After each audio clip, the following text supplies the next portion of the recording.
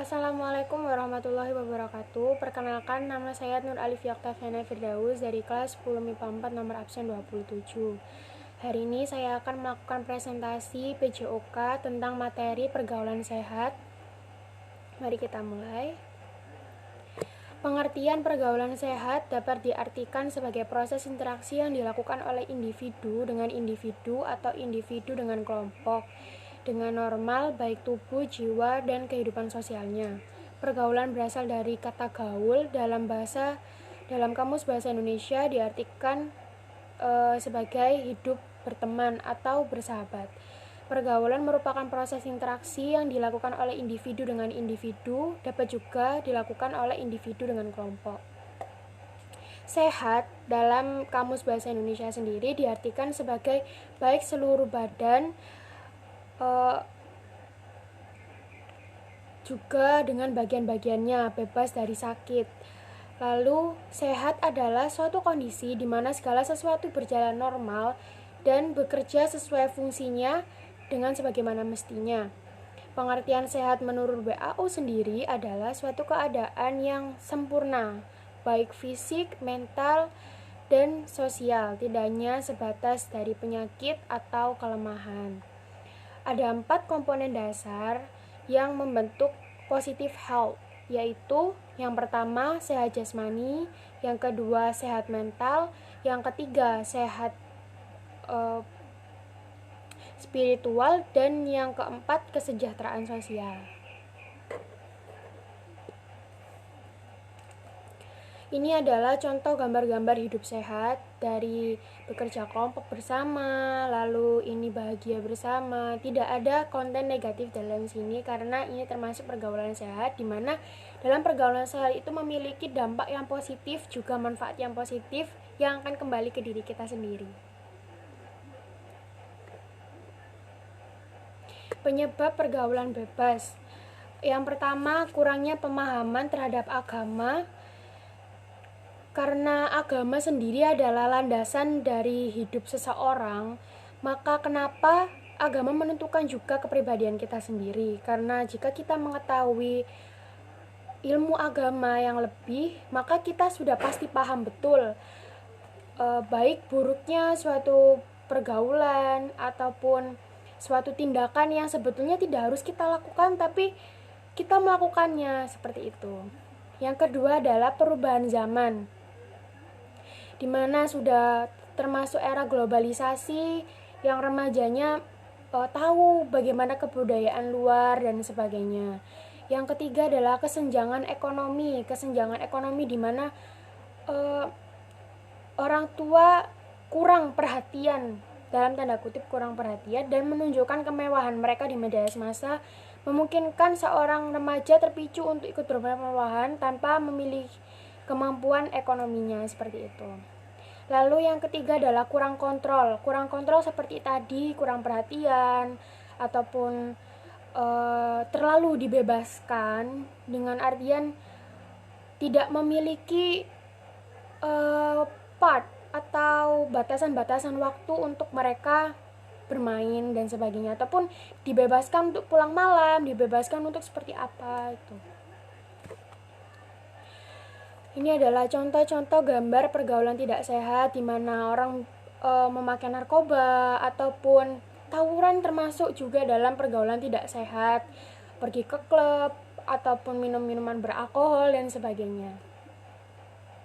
Tanda-tanda pergaulan tidak sehat dan pergaulan sehat. Yang pertama adalah berakhlak mulia, senantiasa memiliki prasangka baik, juga pemaaf, jauh dari rasa iri dan dengki, memiliki sifat malu, berusaha menepati janji, sopan dan bertutur kata yang baik kepada orang tua, selalu senyum dan mengucapkan salam ketika bertemu, selalu mengingat pada kebaikan, mengunjungi teman yang sedang terkena musibah, membantu teman yang kesusahan, memberi nasihat baik, tidak membicarakan aib teman atau saudaranya ke orang lain. Lalu tanda pergaulan tidak sehat itu seperti apa? Seperti tidak menghambur-hamburkan harta untuk hal yang tidak baik, sering menghalalkan segala cara termasuk jalan yang haram dan keji untuk seperti tadi, untuk menunjukkan ingin juga menunjukkan kemewahan-mewahannya, padahal secara ekonomi ataupun finansial tidak mencukupi, seperti itu. Munafik, seperti itu. Rasa ingin mencoba dan merasakan perubahan emosi, perubahan pikiran, perubahan lingkungan, pengetahuan, perubahan tanggung jawab, mudah mengalami kegelisahan, tidak sabar, emosional yang terlalu beremosi. Lalu dampak pergaulan tidak sehat itu apa sih?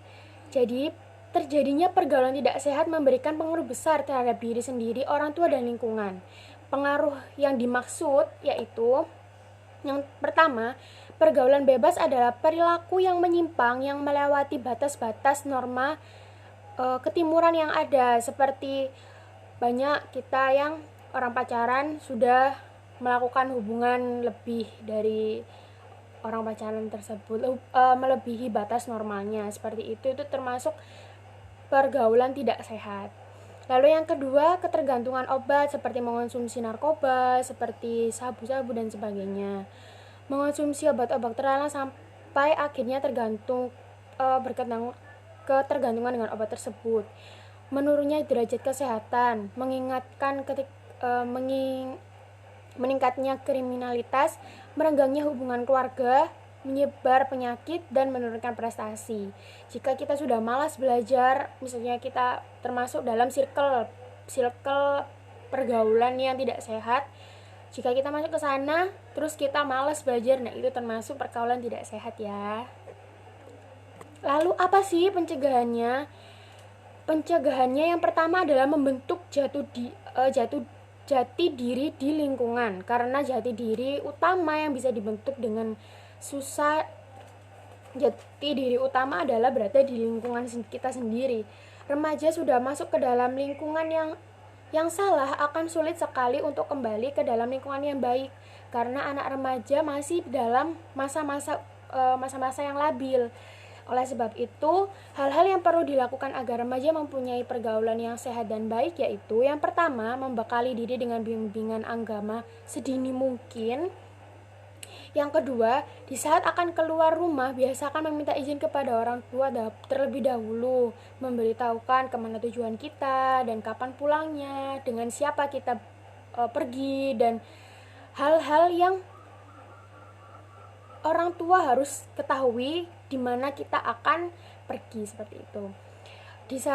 Salurkan bakat dan minat dalam hal-hal yang positif. Jika kita suka dalam silat, kita bisa ikut dalam suatu perguruan, terus melatih diri, mengasah diri dengan teknik yang sudah diberikan, lalu ikut perlombaan. Itu adalah suatu hal-hal yang positif dalam mengasah diri di dalam non akademik. Ada tuh yang akademik juga, yang kita belajar matematika contohnya, terus langsung kalau ada lomba matematika kita ikut. Itu termasuk menyalurkan bakat dan minat kita di hal-hal positif dalam jalur akademik.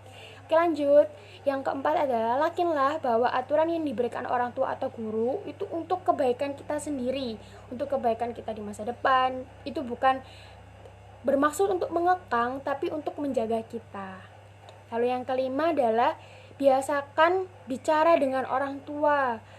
Biasakan dengan bicara dengan orang tua itu maksudnya kalau kita ada me time ya, kok ada waktu santai dan sebagainya, usahakan untuk bicara dengan orang tua agar terbuka antara hubungan anak dan orang tua itu terbuka. Jadi tidak ada yang perlu ditutup-tutupi.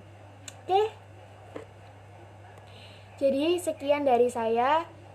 Wassalamualaikum warahmatullahi wabarakatuh.